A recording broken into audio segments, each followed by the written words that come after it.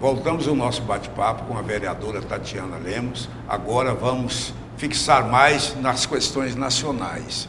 O PCdoB, nacionalmente, você poderia dar assim um perfil do PCdoB nacionalmente? O PCdoB, dentro desse contexto da chamada esquerda, ele estaria disposto a rever os possíveis erros, a recompor a aliança da esquerda em cima de um projeto mais claro, mais definido, que pudesse valorizar tanto o que já foi feito, mas ao mesmo tempo ter propostas por um período mais longo da sociedade brasileira? Um exemplo.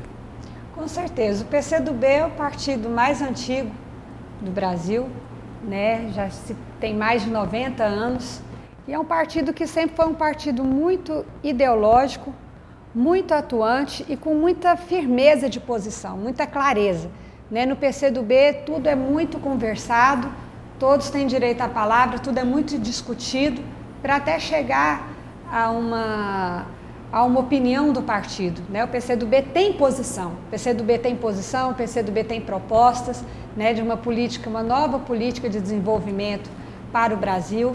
E o PCdoB, eu acho que quando se precisa, né, e nesses momentos de crise, onde a nossa democracia é colocada em xeque, é onde o PCdoB mais se mostra que veio, né? Tem mais força ainda, porque é um partido muito firme, né, nas suas posições. Nós vemos aí como foi a nossa bancada federal em todo esse processo do impeachment, que nós chamamos de golpe, né, um golpe na democracia. Então, cresceu muito em relação a isso. E o PCdoB tenta unir a esquerda nesse sentido. Foi o primeiro que foi para a linha de frente defender, não defender erros pontuais do PT na administração, né? Mas foi defender com clareza o grande desenvolvimento que o Brasil teve durante essa administração. Então nós temos muito claro isso. Então eu acho que é a grande contribuição, sabe, Tarzan, que o PCdoB dá para o nosso país. Agora o PCdoB foi o primeiro também a propor, e isso não agradou muitos do PT nacionalmente, propor um plebiscito, né, para ter uma nova, já que houve essa questão, esse golpe no Brasil, para que se tenham novas eleições. Agora, né? Novas eleições, vereador, eu queria uma análise sua, talvez apontando algum rumo sobre novas eleições. Vamos admitir a hipótese de que os dois renunciem, por exemplo, Dilma e Temer, para que, sendo este ano, haja novas eleições.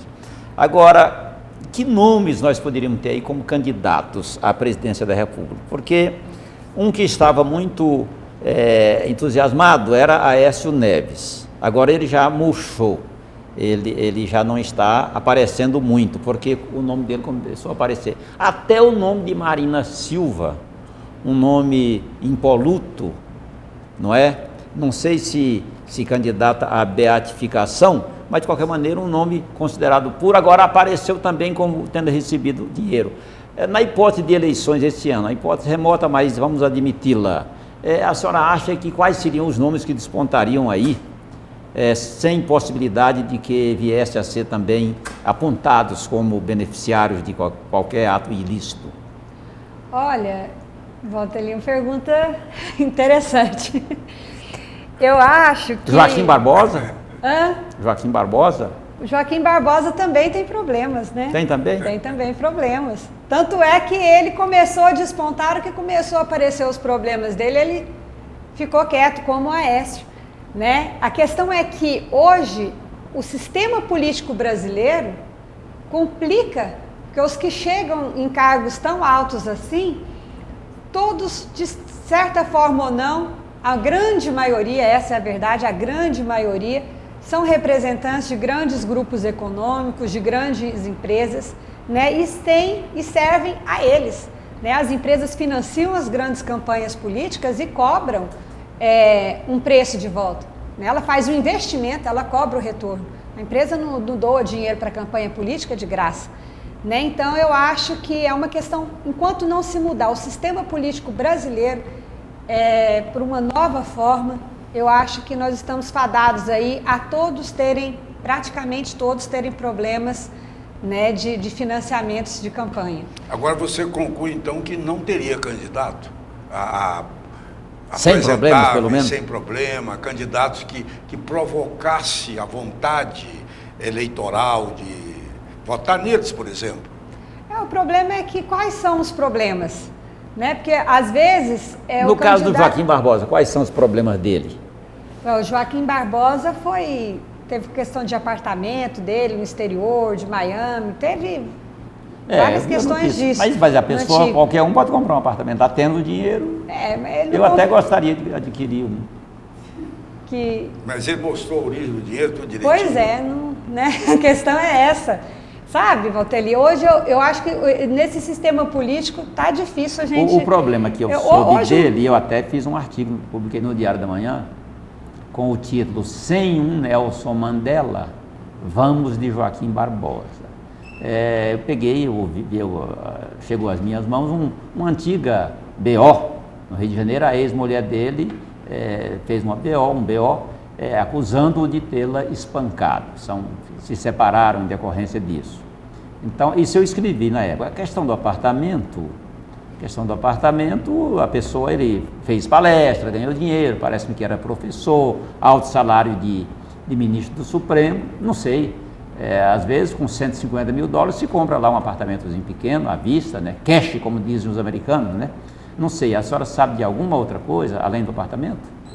Eu lembro que houve denúncias, né, assim, em relação ao Joaquim, e depois disso ele ficou quieto, né? Então, nós que sabemos os bastidores, assim, da política, a gente sabe que quando, igual mesmo o Aécio, né, apareceu, veio, estava todo em cima do impeachment, mas começou a aparecer as coisas dele, agora ele está debaixo de um quieto, né? Então, eu gostaria, sinceramente, de crer, em acreditar em alguém. E qual seria... Mas a pessoa que não tem nada, nós temos uma no Brasil, que não tem nada contra ela, que é a presidenta Dilma, que foi a que foi tirada. Inclusive isso falei esses dias para um amigo meu, acho que isso daria uma boa tese de mestrado, de doutorado, de entender, porque a Dilma, eu falo, se ela tivesse roubado um lápis de um colega emprestado e me devolvido lá quando ela estudava, já teria aparecido. Porque o que reviraram ela de cabeça para baixo para tentar achar alguma coisa, a questão e não Dilma, acha. Eu tenho todo o respeito, né? Muito respeito até, mas eu acho que tem questão mais de natureza política, né? Isso, a são natureza chamados equívocos ou erros políticos, medidas ou ações que não foram tomadas no devido tempo, falta de criar uma credibilidade política, tão só com sua entourage, mas também com os aliados e os pretensos aliados e até os adversários. Então, essa postura da presidente Dilma foi marcante, né? Quer dizer, ela realmente me parece ser uma pessoa, sem dúvida nenhuma, honesta, foi eleita com a maioria esmagadora, um presidente eleito deve cumprir o mandato, não é normal o que está acontecendo ainda, mas, do ponto de vista político, há uma série de medidas. Você vê porque precisa dos dois, né? A política à moda brasileira. O presidente Juscelino Kubitschek, ele foi terrivelmente combatido. A banda de música da UDN, Carlos Lacerda, esse pessoal. Agora, ele tinha o chamado... UDN militar. Ele teve o chamado jogo de cintura. Vou lhe dar aqui um exemplo. Na hora de escolher um deputado para apresentar um projeto, fixando a data da mudança da capital para o Planalto Central, ele buscou num partido que o combatia, o deputado Mival Caiado de Goiás, um deputado da UDN, deputado da UDN. Então, o deputado apresentou o projeto e a UDN não pôde falar nada, que era um deputado do partido. Acho bem. Então, é a questão do jogo de cintura. A Dilma não teve esse jogo de cintura e eu até vejo nisso, eu já disse aqui no programa, eu vejo nisso como uma qualidade a mais, porque se ela tivesse jogo de cintura para conviver muito bem com o Eduardo Cunha, se entenderem muito bem, já seria um defeito. Já seria um defeito. Correto? Então ela foi, como se diz na roça, eu sou de origem rural, como a grande maioria dos brasileiros, ela foi ruim de arreio, sem traquejo, para essa política que é praticada aí. Praticada ainda. Então ela tem sido vítima disso aí.